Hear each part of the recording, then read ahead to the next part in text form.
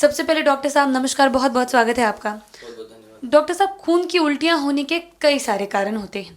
ऐसे में ये कैसे समझा जाए कि डाइजेस्टिव सिस्टम में कहीं कोई प्रॉब्लम है या फिर उस ट्रैक में कहीं अंदर से इंटरनल ब्लीडिंग हो रही है? देखिए, खून की उल्टी होना एक जीआई इमरजेंसी बोलते हैं। और खून की उल्टी होने के जो कारण हैं वो काफ़ी सीरियस हो सकते हैं।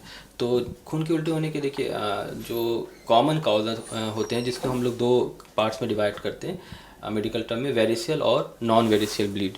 तो जो नॉन वेरिशियल ब्लीड है उसका जो सबसे मुख्य कारण है वो होता है, आपके दर्शकों के लिए मैं बताना चाहूँगा, सिंपल जिसे बोलचाल भाषा में कहते हैं, पेट में अल्सर या घाव हो जाना। ये खून की उल्टी होने का एक बहुत ही बड़ा कारण होता है।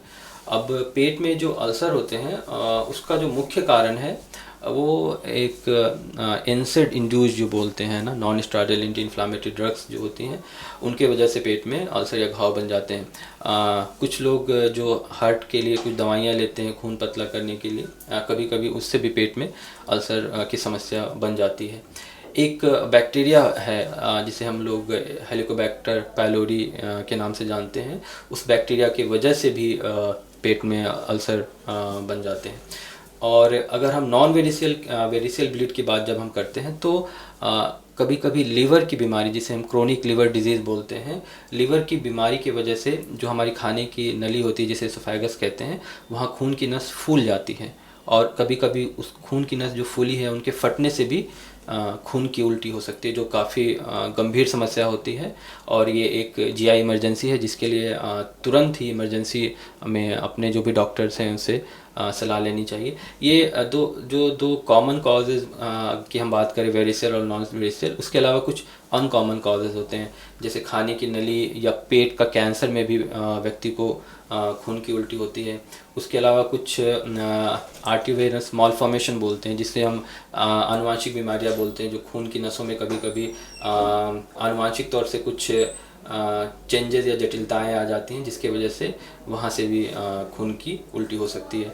तो मेरा संदेश एक बहुत ही क्लियर संदेश ये है कि जब भी खून की उल्टी हो रही है तो ये इसको बिल्कुल भी नज़रअंदाज नहीं करना चाहिए। और ये एक जीआई इमरजेंसी है, जिसमें आपको तुरंत ही अपने डॉक्टर से या इमरजेंसी में तुरंत सलाह लेनी चाहिए। और सही समय पे इसका उपचार ना करने पे ये जानलेवा भी साबित हो सकता है। जी डॉक्टर साहब, मैं एक बार ये भी चाहूँगी कि आप हमारे दर्शकों को बताएं कि खून की उल्टी होने के जो एकदम बेसिक कारण हैं, जो शायद उतने डेडली नहीं है, वो क्या हो सकते हैं? देखिए, खून की उल्टी बहुत बार मुंह में अगर कुछ लोकल अल्सर बन जाते हैं, उसके वजह से भी पेशेंट कंफ्यूज कर जाते हैं कि वो खून की उल्टी है या फिर जो लोकल कॉज होते हैं। तो लोकल कॉज में आपको अगर मसूड़ों या दांतों की कोई प्रॉब्लम है तो उसमें भी ब्लड आ सकता है।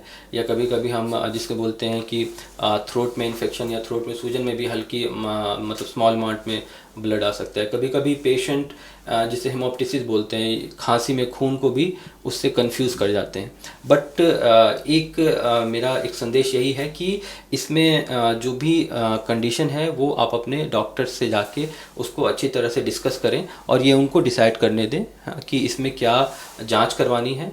और जैसे ही इस तरह के अगर सिम्टम आते हैं तो तुरंत ही अपने डॉक्टर से आपको तुरंत सलाह लेनी चाहिए। इसमें देर करना काफ़ी घातक सिद्ध हो सकता है। जी।